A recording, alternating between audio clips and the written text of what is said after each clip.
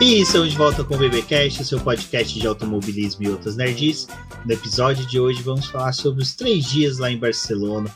Uma pré-temporada nos escuros, né, Débora? Mas que, apesar de não termos tantas informações, o que chegou a gente pode dizer muita coisa do que vem pela frente, né, Débora? Olá, pessoal, sejam bem-vindos a mais um episódio aqui do Boletim do Paddock, do seu podcast. Bom, a gente viu umas coisas bem interessantes por lá, apesar de serem apenas os 3 primeiros dias.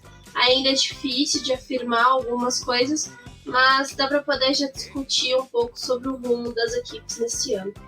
Exatamente, mas vocês viram até que minha abertura aí foi um pouco diferente, é que hoje a gente decidiu fazer um teste, fazer em vídeo. Então se você tá ouvindo aí no Spotify também, quiser dar uma conferida lá no YouTube, vocês vão ver que pode ver nossas carinhas bonitinhas lá na rede. E se você está assistindo pelo YouTube, não se esqueça de se inscrever no canal, deixar seu like e ver a possibilidade de se tornar membro. Estando ouvindo aí por um dos agregadores de podcast, Spotify, o Apple Podcast, ou até do Google Podcast, dá um screenshot, compartilhe nas redes sociais, comente com a gente o que você acha e não deixe de se inscrever e apoiar também o Boletim do Paddock no Apoia-se, né, Débora? Exatamente, pessoal, é extremamente importante para que a gente mantenha aqui tanto o projeto no YouTube e também nas outras plataformas. Então considere se tornar um membro. Qualquer valor, pode ser um valor bem pequenininho, R$1, R$2 já consegue ajudar bastante a gente aqui. E considere também fazer esse apoio para poder estar lá junto com a gente no nosso grupo do WhatsApp. Exatamente, pessoal. E também outra dica é a nossa lojinha. Deem uma olhada, tem o link aqui na descrição, tanto do podcast como do vídeo. Confira lá e adquira camisetas. E outra coisa, se vocês ouvirem musiquinhas aqui, é porque sim, estamos gravando no domingo de carnaval, não tá tendo desfile, mas a gente já teve o desfile aí dos carros de Fórmula 1.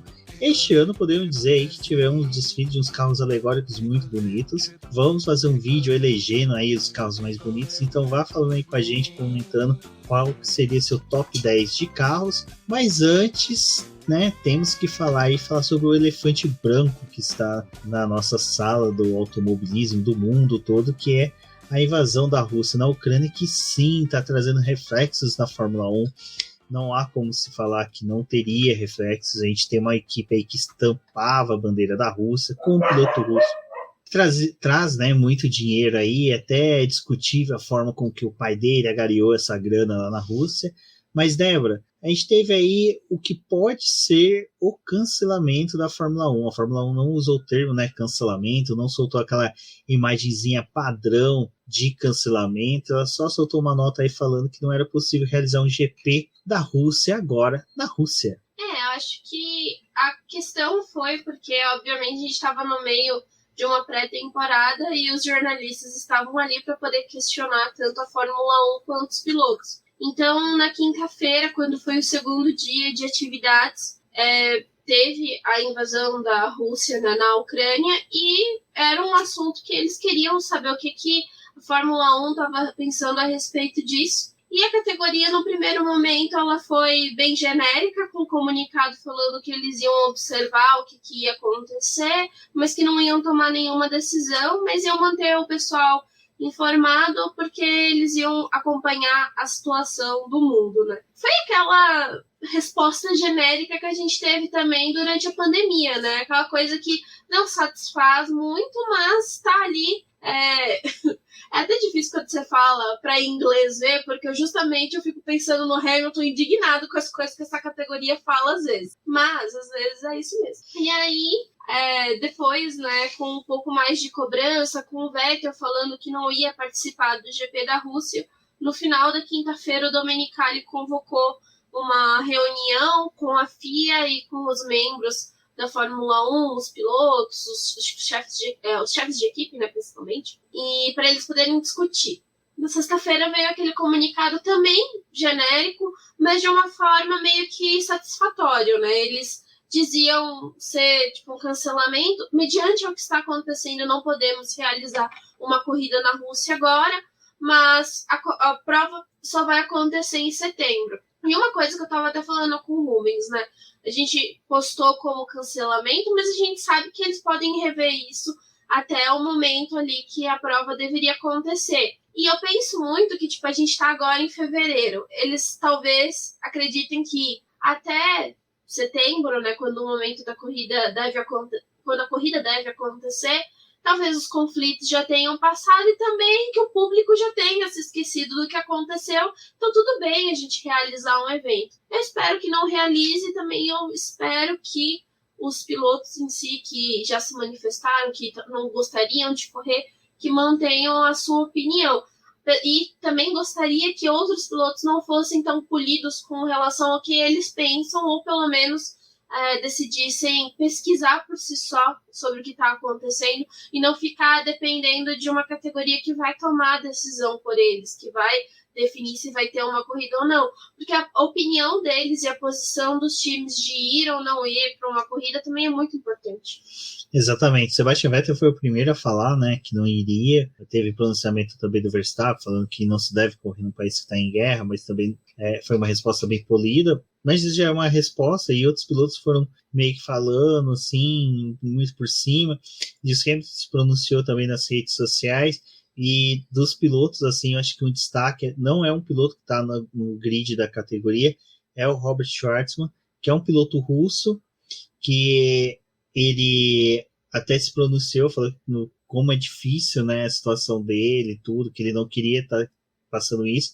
E ele vê a posição de atleta, e aí é legal que ele joga para cima até dos próprios atletas russos essa situação de tipo, olha, nós tínhamos que estar dando bons exemplos, né, e não deveríamos estar em guerra. Então achei bem bacana o pronunciamento dele. E isso que a Débora falou, eu sinceramente acharia muito legal permanecer a Rússia no calendário da Fórmula 1, mas não para este ano, possivelmente não para o próximo. Acho que para a geração, acho que atual, assim, que a galera que está bem, que está acompanhando mais as questões políticas dos últimos 10, 15 anos, não sabe o transtorno que é você ver o que acontece no leste europeu. Eu, acostumado ali nos anos 90, ver muita desgraça, muita coisa ruim. Então, assim, muitos países que hoje a gente já vê até participando de Copa do Mundo, que já tem fronteiras prontas, nos anos 90 ali não tinha. Então, era uma situação muito difícil, era uma situação muito complicada. E a gente rever toda essa situação sendo recriada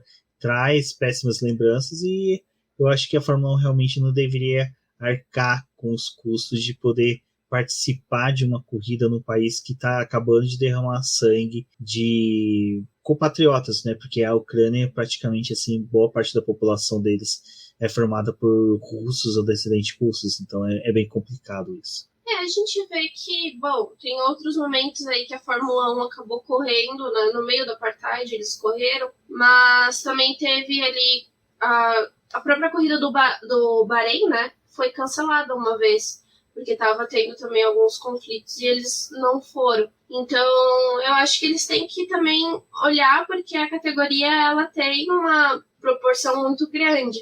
Ela é vista, né? Então, se você força e decide ir para um país, você está indo contra o que muitas outras categorias e também esportes extremamente importantes já bateram o pé e falaram que não vão, né? Então, por mais que a competição deles aconteça mais agora para o começo do ano, eles já estão vendo que não é correto. Fora que, conforme está passando os dias desse conflito, a gente está vendo também os países colocando sanções para a Rússia, tentando conter os avanços deles. Então, tirar algumas coisas dessas... Por mais que, assim, eu não gosto muito de punir os atletas, ainda assim, talvez a única forma que tenha de fazer essas coisas para que talvez a Rússia em algum momento se toque que o que ela está fazendo é completamente errado. Né? Exatamente, até é interessante isso que a Débora falou, e até pensei agora, o tio Delvas do podcast F1 Brasil, o pessoal que acompanha o canal fica brincando porque ele cita muito o livro do Adrian Newey, né, e eu sou um cara que vai citar muito o livro do Bernie Ecclestone, Eu Não Sou o Anjo, recomendo que leiam, que eu acabei de passar pelo trecho em que ele começa a negociar com vários países que precisavam de ter visibilidade no mundo para poder atrair turismo. Um foi a África do Sul, com a questão do apartheid, e até quando ele é questionado sobre isso, né, sobre você está levando a Fórmula 1 para um país que quer criar visibilidade para colocar uma cortina de fumaça, né, sobre o apartheid, ele falou, para mim não importa isso, o que me interessa é o dinheiro que eles pagam.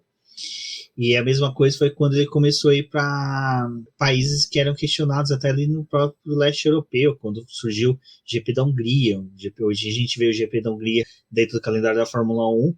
Ele foi o primeiro evento esportivo lá em 1986 que furou a cortina de ferro, né, que chegou num país da União Soviética, que fazia parte da União Soviética, a realizar esse GP. Então o Bernie Ecclestone já tinha isso e a Fórmula 1 meio que se soube de valer disso. Falou assim, olha, é uma categoria que tem visibilidade mundial, vamos vender nosso espaço para países que precisam vender uma boa imagem. Diga-se de passagem, até o Brasil, se você parar para pensar, o GP do Brasil começou na época do regime militar aqui, né? Então, também foi uma forma disso. Até a Argentina também passava por uma situação bem parecida na década de 50, 60, 70, quando teve GPs ali.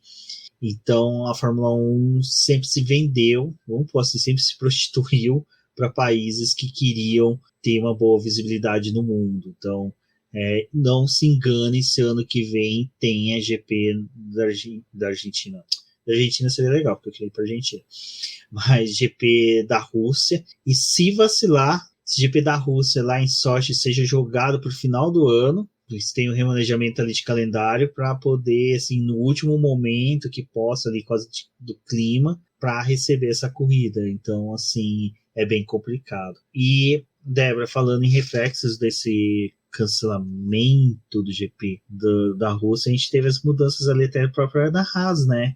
Que fez o último treino com o carro todo branco, lavaram ele com Cândida, e ficou aquela dúvida se o Mazepin competiria ou não. O Gunter falou que sim, mas já começa a ter dúvida até da permanência, né, dele na Haas, como também a própria patrocínio da Uralkali. A gente tá vendo que, bom, na sexta-feira, na quinta-feira a Haas decidiu que na sexta-feira ela não ia entrar com o carro com o patrocínio da Uralkali e nem com as cores da bandeira da Rússia, né? Então o carro estava completamente branco e foi assim para o que deveria ser o Mazepin e o Mick Schumacher dividirem o treino. Infelizmente a Haas encerrou a participação dela nos treinos livres da forma mais dura.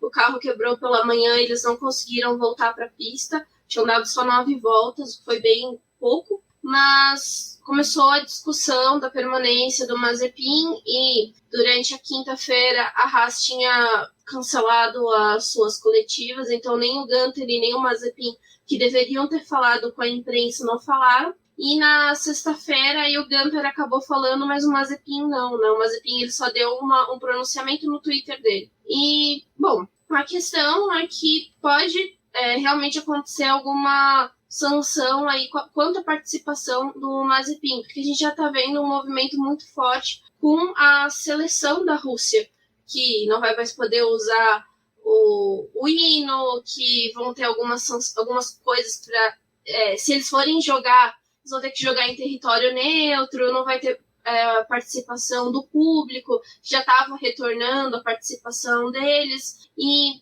bom, como isso tudo pode impactar a Fórmula 1? Porque é também uma categoria que está dentro das vigências do mundo, né? Que tem que seguir as ordens. E pode ser que a gente tenha realmente alguma coisa com relação a um piloto russo guiar na Fórmula 1. Seria ele, né? Hoje a gente só tem ele como esse piloto. E com relação ao patrocínio, que é o que mantém ele, a gente pode ver a Uralkali não conseguindo fazer a transferência de dinheiro para a Haas por conta dos bancos da Rússia que também estão sofrendo sanções para que o seu crédito, né, não está sendo mais liberado. Então, a empresa do Mazepin pode realmente também sofrer alguns problemas aí para poder repassar esse valor.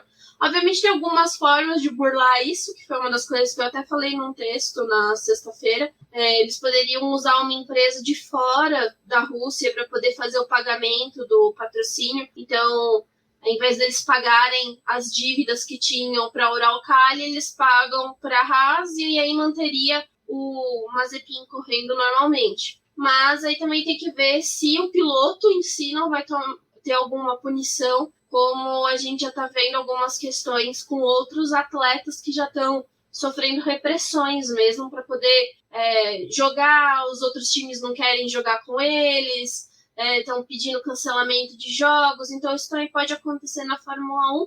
O Gunter falou que acreditava que o Mazepin ia correr o ano normalmente, né, não ia ter nenhum problema, mas se ele ficasse fora de algumas corridas, que o Pietro ia correr. E aí também foi aquela declaração meio padrão, acho que para poder deixar o pessoal feliz, mas a gente sabe que se o Mazepin sair é muito complicado para o Pietro ficar, porque não é questão de uma corrida, é uma questão de uma temporada com 23 provas, e ele provavelmente não tem esse patrocínio ou esse dinheiro necessário que a Haas tem, né, com o Mazepin lá dentro. Então vamos ver como é que isso vai se desdobrar, mas eu acho que de certa forma foi bom, assim, tô colocando entre aspas, que tem aí praticamente 15 dias para eles resolverem essas questões. Então a Haas ia conversar com a Uralkali, né, ia conversar com relação a esse patrocínio, ver como é que eles vão seguir depois de tudo isso. Mas uma coisa que o Gunter tinha afirmado, que acho que foi bem importante, ele dizer que não tinha tido uma pressão do governo dos Estados Unidos ou de qualquer outra pessoa para que eles removessem o patrocínio. Eles só fizeram isso para poder pensar o que vai acontecer com a Haas nos próximos meses. Alguns pontos têm que ser levantados, que, assim, o pai do Mazepin, ele é um dos grandes multimilionários que financiam o governo Putin, que financiaram o Putin ao poder. Ele é um cara que está sempre dentro das estratégias da Rússia, questão de crescimento, vendas. Até eu fiz 2 tweets explicando isso, que a Uralkali é uma das maiores fornecedoras de fertilizantes para o Brasil, então até aquela viagem do Bolsonaro lá para a Rússia envolveria sim as empresas do pai do Mazepin, porque ela é uma das maiores fornecedoras de fertilizantes para o Brasil. Então até isso às vezes influencia, porque o sobrenome é de peso. A gente teve aí já, que nem o próprio Max Mosley, que foi presidente da FIA, de certa forma, várias vezes ele foi questionado porque o pai dele era de extrema direita na Inglaterra, era simpatizante do nazismo. O Balestre também foi um soldado da resistência francesa, que tinha imagens com suásticas nazistas, então sempre ficaram questionando se ele era soldado nazista ou se ele era infiltrado, mas nunca se soube muito bem, mas pelo tipinho de pessoa acreditava muito que ele fosse nazista. Então lógico, eu não estou comparando o pai do Mazepin com o nazista, só estou colocando assim, situações em que você questiona a pessoa e a permanência dela dentro da Fórmula 1 começa a ser questionável. Então, esse é um risco. Uma coisa tem que ser pautada. O Nikita, até onde a gente sabe, ele só é um jovem que está sendo levado por uma onda. A gente não sabe quanto que ele tem de influência simpatizante por qualquer coisa que o Putin esteja fazendo, mas também não vamos colocar a mão no fogo por ele. De qualquer forma, eu acredito aí que o Pietro, se ele vier a correr no máximo 2, 3 corridas até se resolver, eu acho que o Mazepin vai tentar fazer de tudo para permanecer na categoria, vai tentar fazer de tudo para poder permanecer com o patrocínio da Uralkali ou de alguma empresa que seja conveniada, seja de parceira dela no mundo inteiro. A minha torcida maior é porque a Haas resista, né? O próprio Grosjean, tadinho, o Grosjean deve estar pensando em mim. O próprio Gunter veio e falou que o problema não seria dinheiro, mesmo com a saída do patrocínio eles conseguiriam se manter na categoria. Então isso já é um bom sinal, mas o segundo assento seria interessante para a equipe no desenvolvimento do ano ser firmado por um piloto que trouxesse patrocínio. O Schwartzman, que é um piloto russo, né? Ele também é da academia de pilotos da Ferrari, então poderia ser interessante. Até se fala muito até do próprio Giovinazzi voltar, sair da Fórmula E. Eu sou um cara que não gostaria, eu acho que o Giovinazzi... Tá bom. Mas o Giovinazzi valeria a pena permanecer na Fórmula E para poder se firmar. Tá. Então, eu acho... O carro é igual. É a mesma cor, não a mesma cor não, né? Não, mas aí a gente dá um jeito, entendeu? Estavam até zoando, né? Não, você fez, né? O calendário da Fórmula E não se conflita com a da Fórmula 1, então dá pra ele fazer os dois ao mesmo tempo. Não, só vai ter umas 2 vidas, mas aí coloca outra pessoa pra correr no lugar dele lá na Fórmula E. Coloca o Schwartzman, né? Coloca outra pessoa. Então, assim, vamos aguardar, né? Torcer para que tudo se resolva, todos saiam felizes e as melhores decisões sejam tomadas, mas que o Pietro pudesse correr, pelo menos fazer a pré-temporada aí.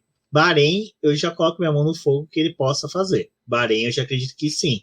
Ele conhece a pista, já acostumado com o calor de lá, então... Talvez as 2 primeiras corridas, é rodada dupla, né? Quem sabe. Vamos torcer aí para que tudo dê certo. Bom, Débora, a gente teve 3 dias de pré-temporada em Barcelona. Foi aquela coisa, né? Sem dados, sem informações. O que a gente pôde só de saber ali realmente é que os caras deram voltas pra caramba, né? O Daniel Ricciardo falou isso, né, numa das entrevistas, que quando você tá nesses dias de treino em que você é focado no desenvolvimento do carro, mas só que buscando, não desenvolvimento do carro para desenvolver peças em si. É lógico que eles vão coletar dados que vai indicar quais peças substituir, quais peças melhorar, mas a ideia primordial era elevar o carro à exaustão, fazendo dar o maior número de voltas, para saber resistência, se está tudo certinho. E algumas equipes se sobressaíram, enquanto outras foram pífias, né? A gente vale fazer um destaque a Ferrari, que fez 439 voltas, e nos 2 primeiros dias a gente viu ali os pilotos da Ferrari com os da McLaren conflitando para ver quem é que ia ficar na primeira posição. Então, obviamente, eles são os destaques, acho que, dessa pré-temporada, mas a gente já vai falar sobre eles daqui a pouco. Vamos falar sobre os tristes, né? Os que não andaram muito, coitadinhos. Bom, eu acho que é a piadinha que eu fiz lá no Twitter, né? Que Gene Haas veio todo pomposo para esse ano, super animado, carro novo, dupla de pilotos novos, que eles poderiam moldar ali no seu carro, um motor zeradinho, afiado, né? Adulterado, como a Ferrari gosta, mas não rolou, né, gente? Esses 3 dias foram bem complicados, o carro quebrou várias vezes, só que a gente vê que o interessante não teve quebras no motor, que eu acho que para a Ferrari deve ter sido muito bom, porque assim como os carros deles que andaram bastante, as quebras que tiveram não foram relacionadas ao motor, foram outras questões, mas a Haas quase não andou. A gente viu assim que é bem triste, né? Porque a equipe vai para a pista para poder tentar coletar dado, para poder ver se o carro está funcionando da forma como eles gostariam, e as análises que eles fazem é mais para poder ver se as peças estão funcionando como eles esperavam, porque tem todo aquele design, tudo que é feito no túnel de vento, mas o túnel de vento não dá o 100% para eles. Eles precisam realmente colocar o carro na pista. E Barcelona é uma pista bem legal para as equipes, porque eles conseguem aferir vários dados. É um circuito que eles já conhecem bastante, tem uma combinação de curvas de alta e baixa e média velocidade, tem uma reta bem importante. Então é bem legal para eles, mas a Haas não conseguiu andar. E o que chama até atenção é que às vezes que o Mazepin entrou no carro e que o carro quebrou com 9 voltas. Gente, foram 9 voltas. É o número dele, né? No número dele, olha isso. Olha só, não tô parada. Não andou, gente. Enfim. E a Alfa Romeo, a mesma coisa, né? Quem conseguiu andar mais foi o Zul no segundo dia. Ele passou das 70 voltas, mas a mesma coisa com o Bottas. Dava poucas voltas ali já e o carro quebrava. Bom, esse início de pré-temporada, como a gente falou, é para poder verificar a confiabilidade e mostra que esses 2 carros não são confiáveis. E aí o porquê, né? Mas tem mais 3 dias, tem mais um ano inteiro para eles correrem, por que que esses 3 primeiros dias são preocupantes? Se você quebra no primeiro dia, ou em um desses dias, é uma coisa. Agora você quebra nos 3 dias. Isso acaba acendendo um alerta. E é justamente essa questão da confiabilidade que pode impactar no restante do ano deles. Porque você fica naquele limbo de a qualquer momento você quebrar o carro. E aí, dependendo da sessão que você quebra, você não tem tempo para poder arrumar. E aí você já perde ponto, você vai largar mais lá de trás ainda. E é bem complicado para as equipes. Estava até conversando com o Rubens, porque em 2014... quando também teve aquela mudança de 2013 para 2014 do regulamento, a gente viu uma Red Bull quebrando bastante na pré-temporada e isso se repetiu ao longo do ano. Então não é uma coisa pontual só de pré-temporada não, gente. Isso é bem preocupante para a Haas e para a Alfa Romeo, porque as duas usam motor Ferrari, né? Então elas começam a ver a Ferrari conseguindo dando voltas e não quebrar o motor, mas elas quebrar, então tem erro de construção de chassis e isso é preocupante. Com limitação de gastos, de teto, e lembrar que são as 2 equipes que mais tiveram horas no túnel de vento, né? Então, assim, as equipes que tecnicamente, principalmente a Haas, né, que abriu mão ali do campeonato de 2021 para poder desenvolver o carro, ficou desenvolvendo o carro o máximo que pôde. Trouxe Simone Resta da Ferrari. Não, eles ficaram dentro de Maranello, praticamente, para poder fazer esse carro. E sabe o que é interessante? Eles pegaram o motor zoado de 2020, aquele motor aqui.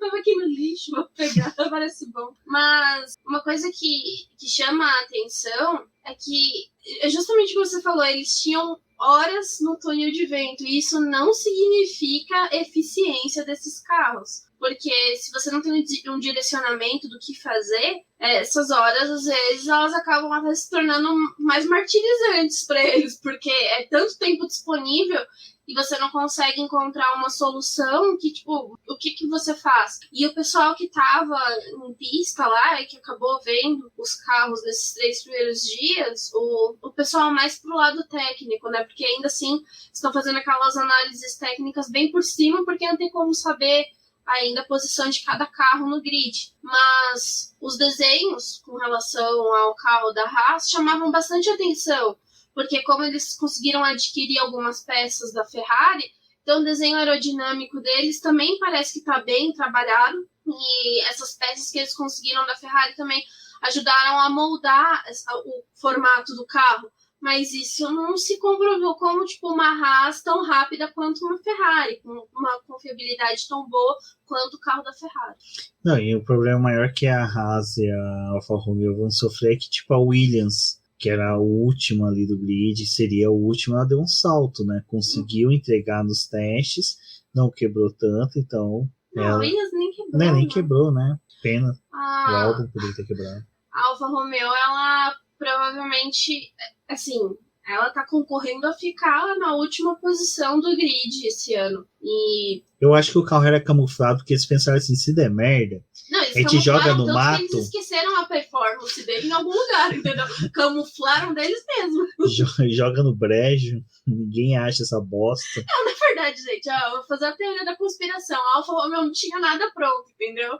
Ela foi com o carro da FIA olhar o que o pessoal fez e vai fazer um compilado, tem 15 dias para montar um carro decente, entendeu? É isso que aconteceu, entendeu? Teoria da conspiração. Vale a pena. A única coisa bonita da Alfa Romeo vai ser o quê? A pintura. O bom vai passar lentamente, vai dar pra ver, vai dar pra tirar. Não, e o pior é que agora a pintura dela realmente tá parecendo o carro da Dragon da Fórmula E, né? Tá igualzinho.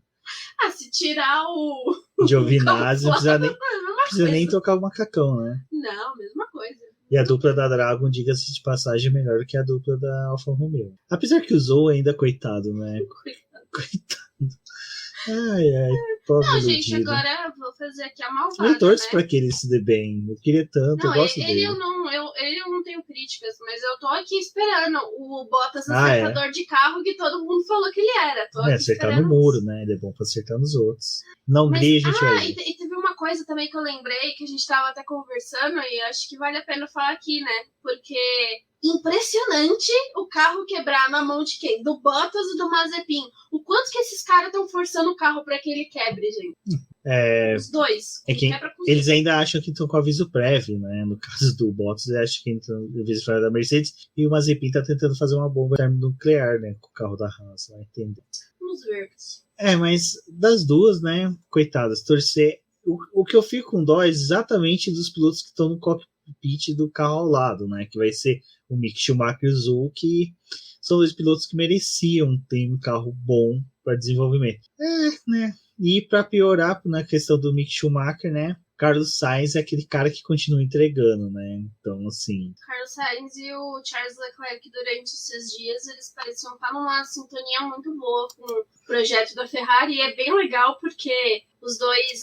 eu não quero falar que o nosso carro é muito bom, que a gente é os melhores do grid, não, mas a gente tá super confiante, sabe? Tipo, os dois estão realmente felizes com o carro que eles têm, e o Binotto também ficou bem contente com o que eles conseguiram fazer.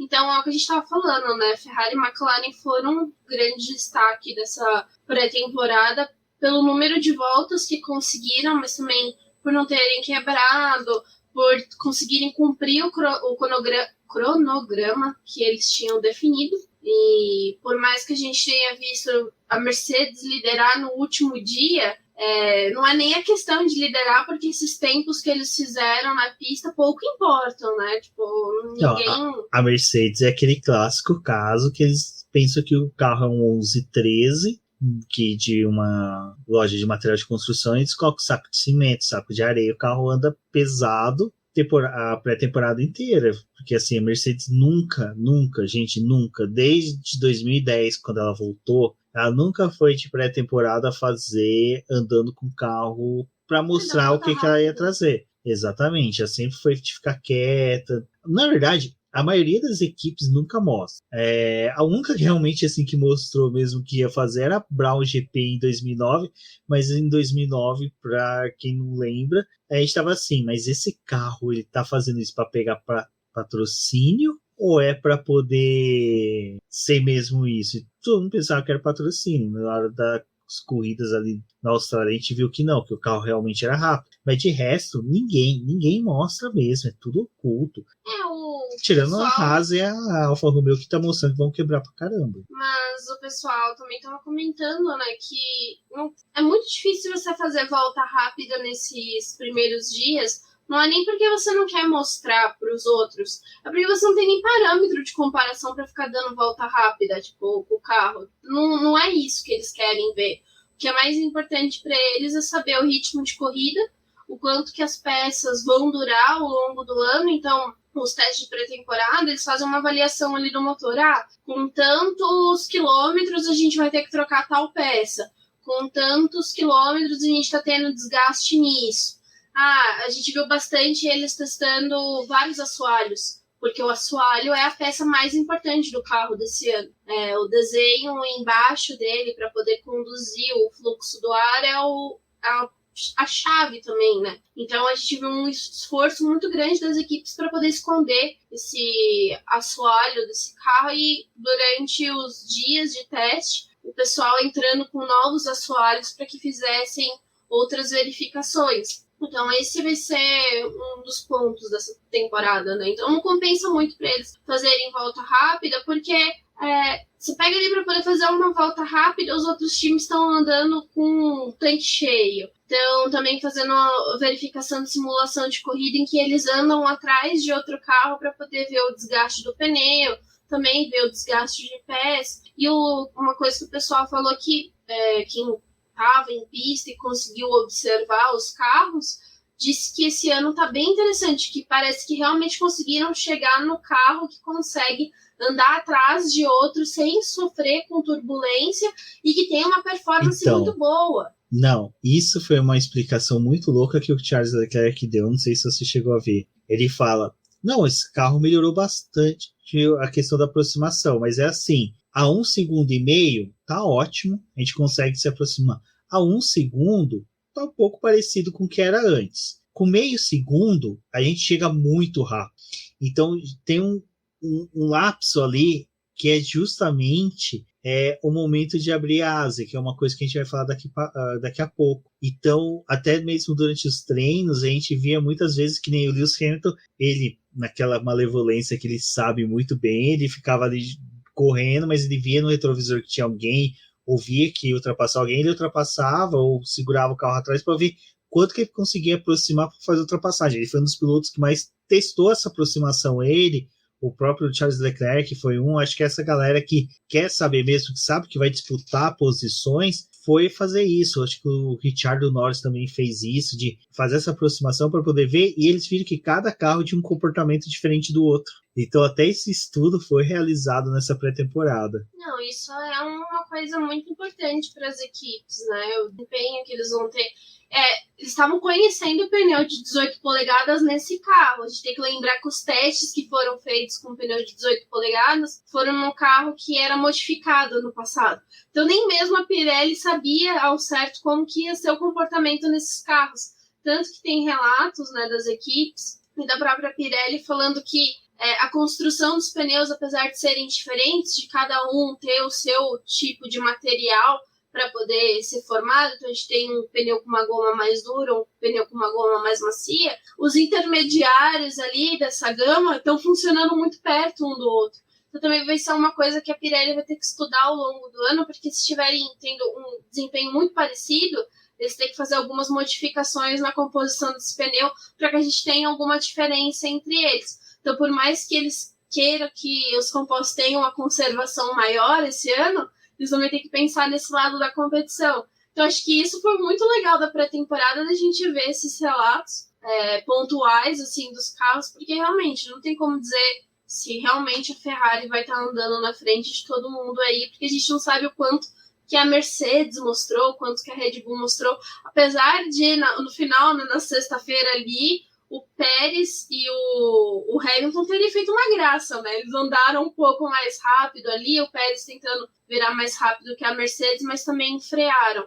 E outros relatos foram que tinha alguns momentos em que a Ferrari conseguia acelerar em alguns trechos ali de Barcelona, em que ela até deixava o setor roxo, mas nos outros ela já tirava o pé. A mesma coisa aconteceu com a Mercedes. Então ninguém sabe como é que tá seus adversários. Exato. Bom, e até a Débora falou dos assoalhos serem as estrelas, mas também são os vilões dessa temporada que se inicia, né? Débora, teve até... Eu vou pedir para você falar, porque eu vou começar a errar bastante o nome desse negócio. Eu fiquei falando... Eu vou falar bastante ficar dando pulinho, que é o carro ficar dando aqueles solavancos, aqueles soquinhos assim na pista. Até o Lucas Santoc lá do Projeto Motor no Twitter falou que lembrava aqueles músicos, né? Aqueles carros que o pessoal coloca que fica a suspensão jogando, que é o estilo lowrider, né? E é bem interessante que eu vou colocar aqui para quem estiver assistindo no YouTube o videozinho do carro do nosso querido Leclerc, deixa eu colocar aqui para vocês verem, fazendo aí esse bump, né? Não, tem aquela música Lowrider, que é do filme de 60 segundos, que é justamente disso, que é uma questão que foi interessante, né? Como até a própria Ferrari já chegou e já fez como é que é o nome? Um novo assoalho, né, Débora? Que resolveu isso. Então foi muito rápido. Engraçado que eles já tiveram o problema, mas eles já estavam, na verdade, com um assoalho lá que solucionava esse problema, que os carros estavam tendo esses solavancos, né? Eu fico imaginando isso em pistas de rua, como deveria ser difíceis aí para ser guiado. No próprio Circuito das Américas, um circuito que... Já tem o bump natural, né, da pista. Já tem o bump natural, imagina com esse tipo de carro, né? Mas, explicando de uma forma genérica, porque não sou técnica nisso, mas do pouco que eu li de especialistas falando sobre o assunto, é que é um efeito chamado purposing. Era uma coisa muito conhecida nos anos 70 e 80, quando a gente também teve carros com efeito solo, e isso é provocado porque a gente tem o ar passando na parte de baixo ali do assoalho, mas esse efeito solo é o quê? É para poder fazer com que o carro cole no chão. E esse assoalho, o desenho dele, ele é feito para poder conduzir a passagem do ar. Então, conforme ele vai passando, ele vai ficando cada vez mais sem espaço e mais apertado ali. Então, quando isso acontece, o carro vai mais rápido, desliza melhor. Só que o que gera esses solavancos, né? Esse efeito do carro ser jogado para cima? É que chega um momento ali em que a passagem do ar ela corta. E aí, tipo, a única forma de você retomar a eficiência, que é trazer o carro para o solo, é liberar novamente a passagem do ar. Tudo explicando da forma mais simples, assim, para vocês entenderem. Mas tem posts que explicam um pouco melhor a respeito disso. Então, para poder liberar a passagem do ar e para a gente ter novamente toda a cadeia aí, né, de a passagem do ar novamente retomar na parte de baixo do carro, o carro colar no chão, ele tem que liberar ele, então tem esse solavanco. Isso, quando eles falaram, eu achei, gente, isso acontece uma vez, sabe? Tipo, na reta. Não, isso acontece várias vezes porque é muito rápido. Então, tipo, se ele pega uma reta muito longa, aquilo vai acontecendo várias e várias vezes e o carro vai saltando muito. A parte ruim é que você perde performance com isso, porque esses solavancos não é algo que deveria acontecer. Seria facilmente resolvido se a gente tivesse a suspensão ativa, né, Rubens? Uhum. E também o sistema hidráulico, mas é uma coisa que os carros desse ano não tem, então não é tão simples assim de resolver. E o Minotto falou, a gente tem a como trocar o assoalho para poder evitar que isso aconteça. Mas também não é tão simples, porque por mais que eles tenham feito testes com outros tipos de assoalho que até minimizem isso, não é tão simples porque depende da forma como esse carro foi construído. Então também tem a parte do desenho aerodinâmico em cima. Então não é uma questão tão fácil de resolver, porque você, dependendo do que você faz ali de troca, você perde também performance. Então às vezes é até melhor ficar com o som lavando do jeito que tá. É uma questão que as equipes vão precisar pensar, porque a gente viu muito a Ferrari e a Aston Martin falando sobre o assunto e reclamando, mas pelas imagens que tem, todos os times estão sofrendo com isso. Eles vão ter que pensar como resolver, qual tipo de assoalho vai ser melhor para cada pista, como que eles vão trabalhar isso ao longo do ano. Porque é um efeito que acontece só na reta. Na curva, como não tem essa passagem tão exacerbada do ar, isso acaba não acontecendo. Bom, para quem está assistindo no YouTube, vocês sabem, né? A regrinha, quando tem um gato no vídeo, na live, deixe seu like. O Salem não poderia deixar de dar sua opinião. A Débora me explicando, me lembrou muito de um conceito que tem na aviação, que é esse bump que tem, é porque formam tipo umas bolsas de ar debaixo do carro. E acontece também no avião. Tipo assim, eu fiz aqui um avião rapidinho, né? Com página que eu tenho do Electra, com a caneta, que na hora que o avião tá pousando, às vezes você vê o avião fazendo isso daqui, ó. É porque exatamente acontece a mesma coisa. Você tá tendo a bolsa de ar que é gerada por causa da velocidade do avião aqui embaixo, e você também tem o stall, que o avião tá perdendo velocidade e tá estolando. Então, esse bump que acontece ali é justamente isso. É o efeito solo que puxa o carro para baixo, mas daí de repente ele estola. Aí ele dá aquele salto para cima. Então, são dois conceitos até mesmo que é bem legal, que é da aviação, que acontece no carro de Fórmula 1. Então, cara... É preocupante, né? Os carros de Fórmula 1, porque dependendo da forma como isso acontece, a traseira do seu carro fica solta. Então, se isso está acontecendo, você vai entrar numa curva, você pode perder o carro por conta disso. Então, não é tão simples assim. E é até engraçado, porque os times falam, a gente até... lembrou disso, mas não levaram muito em consideração na hora que... Alguém falou, né, durante o café, e se acontecer de carro ficar saltando? Que isso, você acha? Isso, mano? 2022, isso não acontece mais, isso é coisa do passado. Tipo o turbolag, né?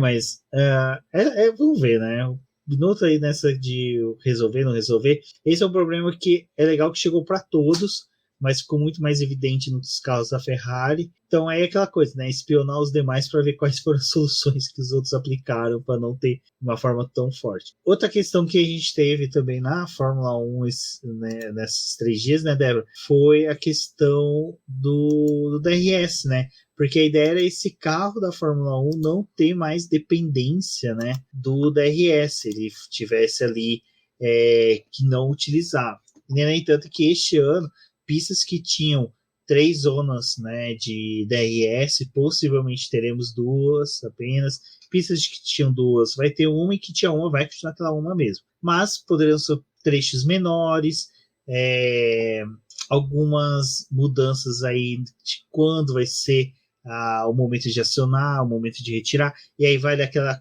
coisa que eu falei do Leclerc, que ele falou que quando chega a 1 segundo que ele tá para chegar no carro, a turbulência é semelhante do ano passado, mas ele não fez isso com o DRS aberto, e a outro carro também com o DRS aberto, então vai ser bem interessante isso. Eu vou colocar aqui para quem estiver no YouTube ver como funciona o DRS este ano. Então, se pudesse... Acho que o legal é porque, bom, o primeiro questionamento era de como que essa peça do DRS ia abrir, porque quando foi apresentado naquele carro da FIA, não tinha um desenho muito bem definido da asa traseira, e até parecia que não tinha como ter um DRS ali. Então encontraram uma solução, aquela pá de cima ainda abre, mas é diferente do carro do ano passado. Então isso foi resolvido, vai ter DRS esse ano, mas os comentários dos pilotos também é muito variado. Uns falam que, bom, parece interessante, parece que vai ajudar durante a corrida, outros acham que talvez pela proximidade mesmo dos carros, isso não vai fazer tanta diferença nesse ano, que o DRS poderia ser uma peça descartada.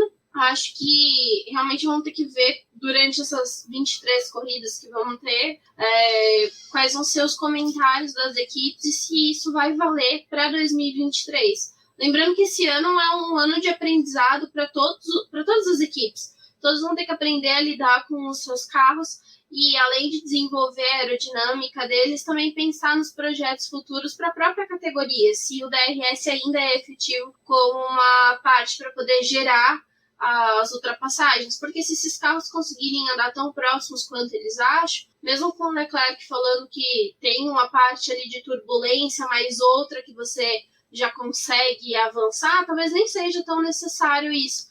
E eu acho que o que chamou a atenção com relação à turbulência foi as imagens que a gente teve no final da sexta-feira com os carros andando na chuva, porque aí a gente tem uma ideia de como que funciona a aerodinâmica desses carros, a gente consegue ver o desenho dela trabalhando nesses carros e por conta desse assoalho que foi feito para essa temporada e também de todas as coisas que foram pensadas, a gente vê que muito dessa área que era a mais complicada do ano passado, que gerava turbulência, morre no pneu traseiro ali. Então a gente tem uma ação entre o começo do carro, o pneu dianteiro, mas ela para no pneu traseiro, então parece que pouca coisa se escapa para o que seria gerado por um carro de trás, ou até mesmo com relação ao trabalho do difusor desses carros. Então, acho que é uma coisa que é interessante, mas a gente vai precisar de mais avaliações para poder saber na segunda fase da pré-temporada. Vale lembrar que um grande aprendizado que a gente teve nessa questão da busca da Fórmula 1 de carros serem mais próximos de ultrapassagens foi o ano de 2008 para 2009. As regras que visavam 2009 eram justamente semelhantes a esta, então, mas só que a gente via que o design dos carros de 2009 eram horríveis. Aquela Brown GP que ganhou, por exemplo, a asa dianteira, tinha ali uns espaços que pareciam uns caixotes. Então, assim, eram uns traços bem toscos. 2023, 2024, acho que vai refinando ainda mais. É lógico, a gente tem aquele carro da Ferrari que, para mim, é o mais belo de todos. O da McLaren também está muito bem feito. A Red Bull foi um carro que eu consegui ver pouco dela, até por causa da apresentação que foi escolhida por eles. Mas... e a Red Bull também, ela veio com umas partes ali do carro deles bem diferentes do que os outros times trabalharam. A gente também não Isso sabe é interessante, né? A gente tem 10 carros totalmente diferentes, assim. A AlphaTauri ali tem um pouquinho de Red Bull, mas é normal, mas todos são diferentes, sabe? Desde o sorvete magno ali do carro da Aston Martin até... Porque teve equipe que veio com um bico mais largo, teve equipe que veio Olha, com... canetas Bic podia patrocinar o Pietro na Fórmula 1. Poderia? A caneta mais utilizada no Brasil. Então, teve carros que veio com um bico mais fino, e isso é uma coisa que até, acho que para quem se lembra do ano passado, quando teve aquela parte de mas tem algumas mudanças para o regulamento desse ano, mas vai ter que ser mantido o carro de 2020. Gente, meu Deus do céu, tá difícil. 2020 para 2021. De 2020 para 2021. A gente viu em algumas apresentações que algumas equipes tinham mudado o bico do carro, tinham deixado um bico mais fino. E aí depois isso não se provava tão efetivo, porque o que adianta você mudar a parte frontal do carro se você não trabalhou a traseira do seu carro? Então tem isso também, tipo, os conceitos dos carros desse ano foram levados em consideração absolutamente tudo. Então, você tem um bico mais grosso ali, mas também tem a parte traseira do carro que não é igual de nenhum outro. E é normal nesse primeiro ano a gente ter carros tão diferentes, porque ainda ninguém sabe quem acertou mais. No segundo ano, já com essas mudanças, com essas regras, né, novas, aí a gente já começa a ver um pouquinho de carros mais parecidos, porque eles vão começar a mirar o projeto deles nos carros mais eficientes e vão mudar um pouco do seu conceito, da sua filosofia, para poder se adequar no que é considerado um carro mais rápido. E por isso que eu falo, tipo, a temporada mais legal que teve ali pós mudança de 2009 realmente foi 2012. Então, vocês levaram quase 3, 4 anos para poder refinar o desenvolvimento dos carros. E culminou dos carros que foram até o ano passado. Então, vale a pena. Acho que... Mas esse ano eu tô bem otimista. Eu acho que vai ser um ano bem interessante aí. É aquele ano que Pela primeira vez, eu acho que eu vou gostar de ter 22 etapas, porque eu quero ver muito o que vai ser feito nos próximos meses. Mas dentro disso, né, Débora, a gente teve ali os testes com pneus de chuva, como você falou. Aí vai minha crítica. Porra, eles poderiam ter feito esses testes lá em Paul Ricard, né? Dá para ter feito cada sessão com um traçado diferente, porque a pista tem 87 possibilidades de traçado, se eu não me engano. Dá para, tipo assim, cada carro que passava mudava o traçado, tipo escadas de Hogwarts. E ainda molhar, né? Fazer meia pista tipo molhada. Tem ida lá no cartão. Exatamente. Né? Tem hora que vai pra pracinha, tem hora que vai lá pro bacião, mas eu acho que assim, foi válido, né? É um teste porque eles tinham testado esses pneus mais com carros de 2020 e 2021. Agora eles fizeram o teste com esse carro real, que foi quando a gente viu, que nem a Débora comentou agora há pouco, os vórtices, né, sendo criados ali no carro, que foram imagens bem legais, que você confere aí nas capas da publicação, que eu vou utilizar essas imagens, porque ficaram bem legais. Bom, então a gente teve esses testes, como não teve chuva em Barcelona nesses dias, então não teve aquela coisa de forçar os times a usarem esses pneus para chuva. Então a Pirelli tinha que arrumar uma forma de fazer com que eles testassem esses compostos, porque por mais que a gente não tenha tantas corridas com chuva no calendário da Fórmula 1, é uma questão de segurança, né? Não dá para você simplesmente fingir que esses pneus não existem e quando você mais precisar deles, eles terem que ser utilizados. Então, para poder fechar a pré-temporada, eles molharam a pista artificialmente na sexta-feira, no período da tarde. Então, encharcaram ali as primeiras voltas que os pilotos deram, foi com a pista mais molhada. Infelizmente, em decorrência de algumas quebras que a gente teve na manhã, como da Aston Martin, Alpine, a própria Haas não ia conseguir mais andar, a Alfa Romeo já tinha, né, ficado com Deus. A gente teve pouca gente testando os pneus de chuva como deveria acontecer, e eles deram pouquíssimas voltas com os pneus de chuva extrema, eles acabaram andando um pouco mais com os intermediários, porque a pista foi secando, como foi molhado com caminhão-pipa, obviamente que ia secar. E, gente, tava calor. Assim, calor não, né? Modéstia à parte, não estava tão calor assim. Tava calor para quem mora na Europa, porque ainda é teste de inverno, né? Por isso que chama teste de inverno. Mas tinha um solzinho lá, não tava tão gelado quanto... Não, e a água escorre, né? Tipo, eles esqueceram que chove, continua. Eles tinham que ter catado, colocado o pessoal com mangueira, tipo assim, dos bombeiros, molhando. O piloto passava, mirava a água na cabeça do piloto, assim. Mas. As primeiras voltas fez aquele spray maravilhoso, né? Que você fala, nossa, gente, se chover mesmo. Colocava os mecânicos, os pilotos com os borrifadores assim na reta, fazendo pss, pss, pss, pss, pss, pra ficar molhando. Que, digamos assim, que a gente teve 2 horas de pista molhada. As outras 2 foi com o pessoal dando volta de novo com pneu de pista seca mesmo. O Hamilton ficou treinando, né? Vendo até onde que ele conseguia desgastar pra fazer slim, que ainda fez a volta mais rápida. Bom, é isso aí, né? A Pirelli também ainda vai fazer outras análises, porque tem a segunda fase de teste, então eles vão verificar novamente os compostos. Eu não sei se eles agendaram o teste de chuva, né? Até porque no Bahrein não vai chover, né, gente? Já choveu. Nossa, já pensou se vai ter uma corrida com chuva no Bahrein? Que lindo, velho. Abre a temporada com chuva. Que lindo. Enfim, né? Algumas pessoas tiveram, então, a oportunidade de conhecer os pneus de chuva, outras não. Quem não conheceu, fica com Deus. Fica com Deus, porque a Alfa Romeo demitiu Jesus, né? Então, não há muito o que se fazer. Bom, eu acho que foi isso, né, Débora? Teve as quebras, como você disse, né? O carro ali da Alpine e da Aston Martin pegaram fogo, né? Então, vocês podem ver que carros com letra A não tiveram sorte nessa sexta-feira. E aí, agora a gente tinha a chaleira amarela, né? Que era a Renault. E agora a Alpine chaleira rosa? É que a Alpine, para poder... A BWT tem um sistema de filtragem de água por meio do vapor. Até por isso que estava pegando fogo, estava soltando aquela fumaça. Uma chaleira, então. É uma chaleira. Uma chaleira cor-de-rosa. Acho que quebras normais, assim, porque também foram times que andaram bastante. Deixa eu até pegar aqui quantas voltas que eles deram. Será que quando o piloto termina se eu fosse um piloto assim de Fórmula 1, eu fosse ser entrevistado pós-corrida, eu ia responder as perguntas dos jornalistas cantando, sabe? Tipo assim, ei, o que você achou do treino hoje? Ia ficar, andei. Lindo, hein? Rei do Gado Feelings.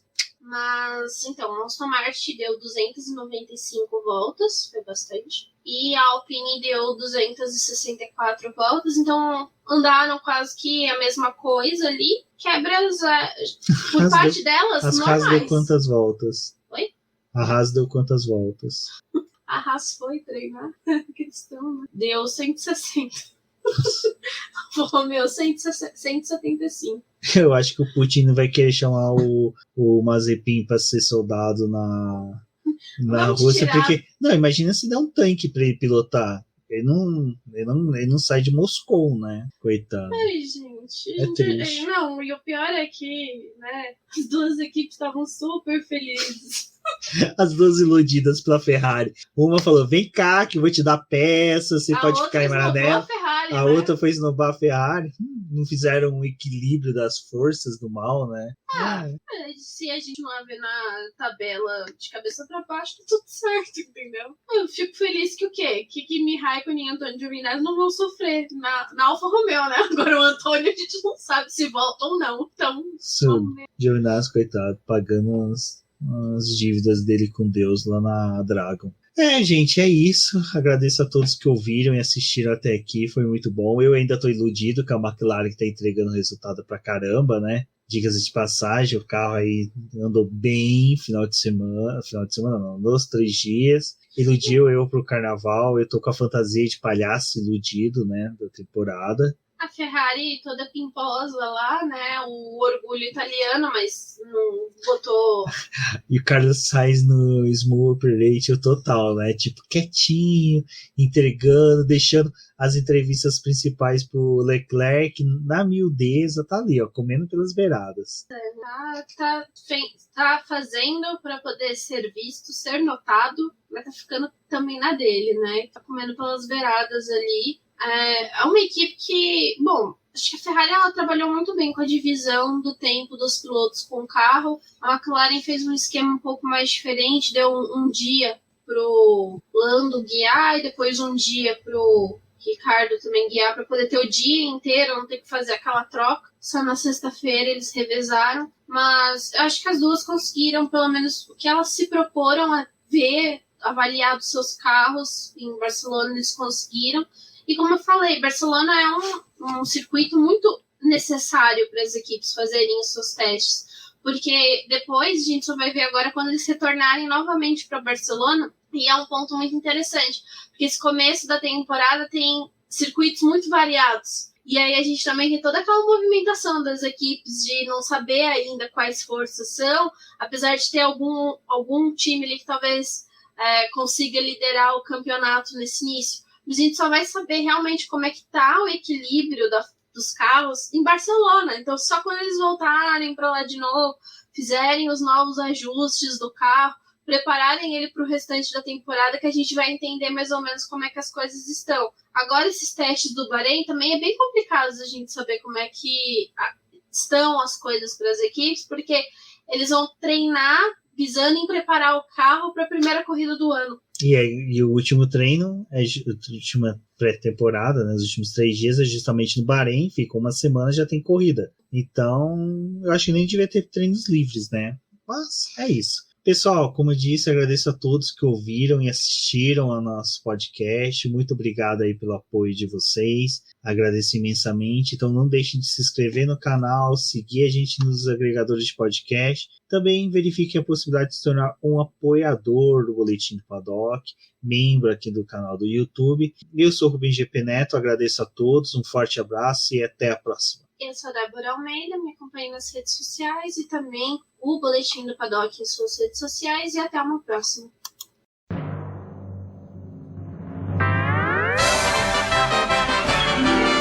E agora vamos agradecer aos nossos apoiadores, aqueles que auxiliam o Boletim do Paddock através do financiamento coletivo e contínuo do Apoia-se. E são eles: Ricardo Bannerman, Maia Barbosa, Eliezer Teixeira, Luiz Félix, Arthur Felipe, Rafael Celone, Will Mesquita, Antônio Santos, Rogério Furano, Helena Lisboa, Cássio Machado, Carlos Del Valle, Bruno Vale, Eric Nemes, Bruno Shinozaki, Alberto Xavier, Will Bueno, Ricardo Silva, Beto Corrêa, Fabrício Cavalcante, Arthur Apóstolo, Sérgio Milano, Melquiades Veloso, Micael Souza, Ezequiel Bale, Silney Messi, Rafael Arilho, Rafael Carvalho, Fábio Ramiro, Lauro Vizentim, Maria Ângela, Thaís Costa, Rafael Catelã, Jane Casalec, Carlos Eduardo Valese, Tadeu Alves, Paula Barbosa, Ale Ranieri, Leandro Nogueira, Bianca Mês, André Brolo, Bruno Lima, Ivan Grego, Maicon Tavares, Thalita Santos, Diego Machado, Gabriel Sawaf, João Guilherme, João Rai e Gustavo Frigoto. Muito obrigado a todos aqueles que apoiam o Boletim do Paddock e auxiliam no nosso desenvolvimento e crescimento. E se você quer